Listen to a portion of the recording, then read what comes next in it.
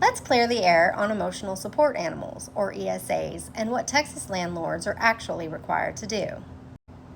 First things first, an ESA is not the same thing as a service animal. A service animal is trained to perform a specific task for a person with a disability, like guiding someone with vision loss.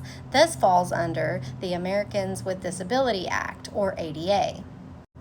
But emotional support animals, they fall under the Fair Housing Act, or FHA.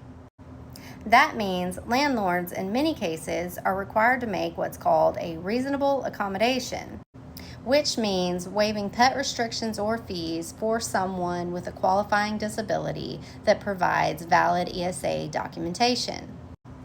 Here's where it gets important. Not all landlords are subject to this law. The FHA generally applies if you own 4 or more rental units or you're a property manager working for an owner with multiple properties. But if you are a small landlord who owns 3 or less single-family homes, you may be exempt from FHA requirements. Either way, you still need to handle all requests with care and never outright deny someone. You will want to follow a clear process, ask for proper documentation, and document everything. Let's also bust a myth.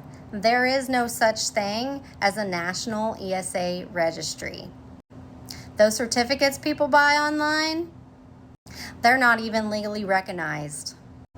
What is valid is a letter from a licensed healthcare provider stating the person has a disability-related need for the animal. The law is there to protect people with real needs, but it is also there to protect housing providers from being taken advantage of when the law is misunderstood or misused. And just to be clear, I am not an attorney, and this is not legal advice. This is just public information that every Texas landlord deserves to understand. If you are ever unsure, please consult a fair housing attorney or your local housing authority.